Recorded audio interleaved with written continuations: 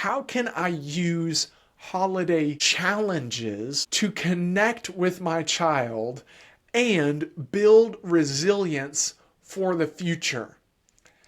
That is a question that blew my mind. Let's explore how to take some of those hard moments and turn them into something that is meaningful and beautiful. It is important to know that experiencing and processing emotions builds resilience.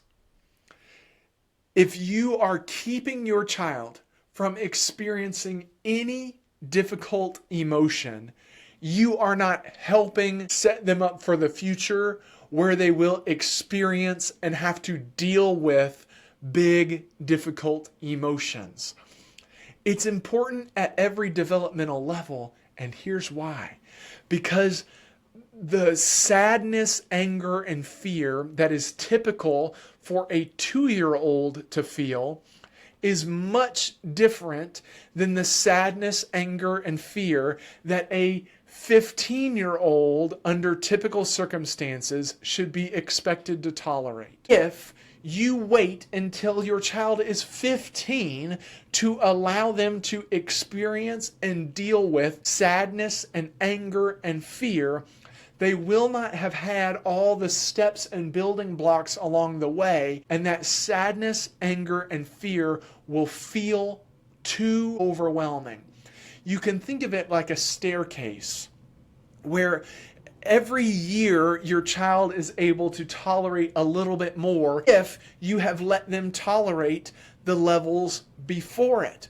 If at age 1 you let them experience sadness, anger, and fear at a level that's developmentally appropriate for a 1-year-old, then they're able to take that step. And then at 2, it may be a little bit more than how it was at age 1, but it's not too much for them to handle, so they can take the next step. And then again at age 3, at age 4, at age 5. At every year, it's just a little bit more than the year before it if they're experiencing developmentally appropriate levels of those emotions. But if you have waited until your child is 15 to let them experience sadness, anger, and fear, and all their life they have not taken the steps that have put them at age 14, and now they're ready to take one step, well, now you're asking them to take 15 steps to deal with their emotions, and that is too many steps. It's too many steps. But at every year, you can help them experience and deal with those emotions that they're feeling that are developmentally appropriate for them to feel. That is how you build that resilience over time. If you don't let your child experience and process and tolerate and regulate those emotions, then if you're waiting until they're 9 to let them feel those things, that's 9 steps. That's still too many steps. If you're waiting for them to start school before they have to feel those emotions, that's 5 years. It's 5 steps. It's still too many steps. For a 5-year-old to take 5 steps is too many steps. Think about it that way, where it's like this staircase. I'm going to let you experience what is developmentally appropriate for you to experience. And I'm going to let you learn to experience it, process it, tolerate it, and regulate it at that level. During the holidays, kids will feel big emotions. If they are feeling those emotions and dealing with things that are developmentally appropriate for them to feel and deal with, don't rush in and try to remove those difficulties. Rush in and try to help them explore how it feels and what they're doing to stay in control of themselves, even though they're feeling those ways. That is what builds resilience. It's what lets them be ready for the next level. If we're asking them to be ready for 8 levels beyond, it's too many levels and they'll break under that.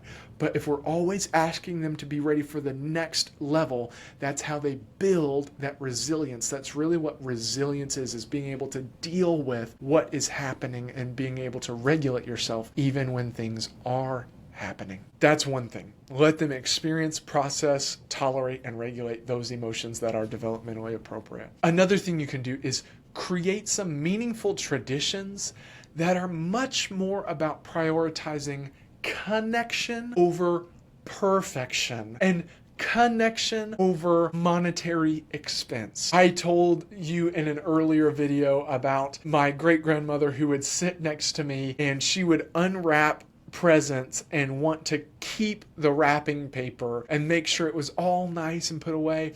And it became my job to sit next to Grandma Bessie and help her unwrap her presents and make sure that they were all folded and nice and put away. And we even had a gift bag for her to put her wrapping paper into. And that meant so much to me to help my great-grandmother in that way. It was a fantastic tradition for me that just manifested itself over time, but it was so much more about connection between myself and my grandmother, more than it was about perfection. And as a matter of fact, it didn't cost anything at all. See if you can find some of those ways to build those traditions for kids. Another thing that you can do is to model healthy emotional responses yourself. The way that kids learn how to handle their own feelings is by watching you deal with yours.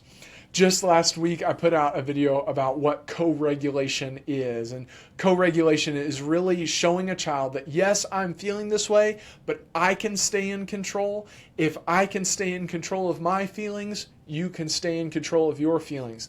If you just choose to not acknowledge your feelings, that does not help your child. If you choose to fly off the handle at your feelings, then expect your child to also fly off the handle at their feelings.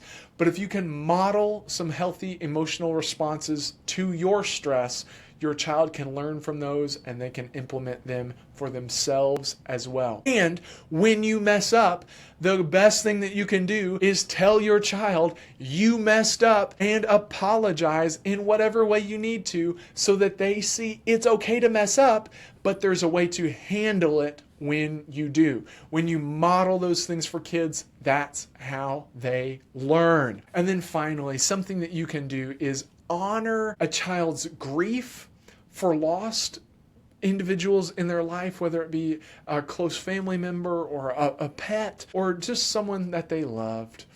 See if you can find a tradition that can celebrate those loved ones who are no longer with us. And if you can do that, what you're saying is, I know that this feeling is big and difficult, and I'm not asking you to not feel that big, difficult feeling. As a matter of fact, I want to help you explore that feeling. Let's honor this person. Let's remember them. We can cry together and we can smile together, knowing that they are remembered even though they're no longer with us. As you do those things, do you see how each of those strategies takes what could be a really difficult moment or disruptive moment and turns it into a meaningful experience where you build relationship with your child? You can do that and you can capitalize on those difficult moments to build some of the strongest bonds. Like this video, subscribe to the channel, and share some of your favorite family traditions in the comments.